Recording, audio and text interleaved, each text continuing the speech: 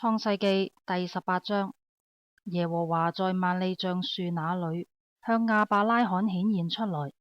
那時正熱，亞伯拉罕坐在帳棚門口，舉目觀看，見有3個人在對面站着。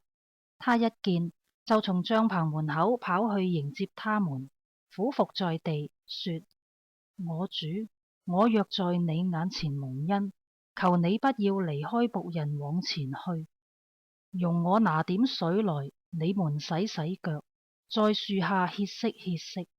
我再拿一點餅來，你們可以加添心力，然後往前去。你們既到僕人這裏來，你當如此。他們說：就照你說的行吧。亞伯拉罕急忙進帳棚見撒拉，說：你速速拿3細亞細麵調和做餅。亞伯拉罕又跑到牛群裏，牽了一隻又嫩又好的牛犢來，交給僕人。僕人急忙預備好了。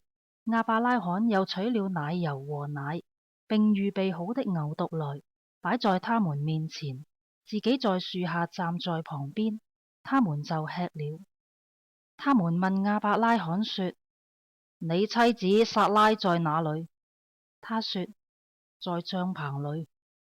3人中有一位說：到明年這時候，我必要回到你這裏，你的妻子撒拉必生一個兒子。撒拉在那人後邊的帳棚門口也聽見了這話。亞伯拉罕和撒拉年紀老邁，撒拉的月經已經斷絕了。撒拉心裏暗笑說：我既已衰敗，我主也老邁，豈能有這喜事呢？耶和華對亞伯拉罕說：撒拉為什麼暗笑說：我既已年老，果真能生養嗎？耶和華豈有難成的事嗎？到了日期，明年這時候，我必回到你這裏，撒拉必生一個兒子。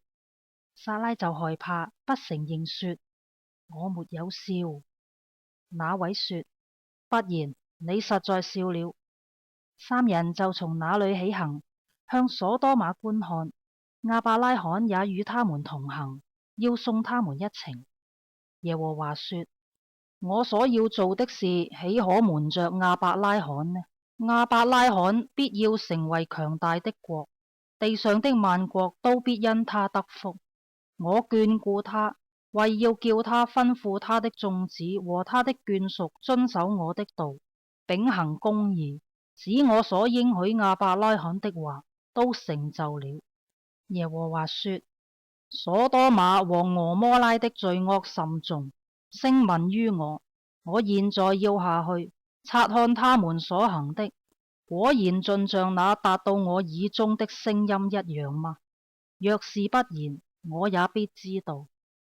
2人轉身離開那裏，向所多瑪去。但亞伯拉罕仍舊站在耶和華面前。亞伯拉罕近前來說：無論善惡，你都要剿滅嗎？假若那城裏有50個義人，你還剿滅那地方嗎？不為城裏這50個義人饒恕其中的人嗎？將義人與惡人同殺，將義人與惡人一樣看待，這斷不是你所行的。審判全地的主豈不行公義嗎？耶和華說：我若在所多瑪城裏見有50個義人，我就為他們的緣故饒恕那地方的眾人。亞伯拉罕說：我雖然是灰塵，還敢對主說話。假若這50個義人短了5個，你就因為短了5個毀滅全城嗎？他說：我在那裏若見有45個，也不毀滅那城。亞伯拉罕又對他說：假若在那裏見有40個，怎麼樣呢？他說：為這40個的緣故，我也不做這事。亞伯拉罕說：求主不要動怒，容我說，假若在那裏見有30個，怎麼樣呢？他說：我在那裏若見有30個，我也不做這事。亞伯拉罕說：我還敢對主說話，假若在那裏見有20個，怎麼樣呢？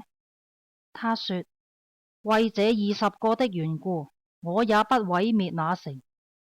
亞伯拉罕說：求主不要動怒，我再說這一次，假若在那裏見有10個呢？他說：為這10個的緣故，我也不毀滅那城。耶和華與亞伯拉罕說完了話，就走了。亞伯拉罕也回到自己的地方去了。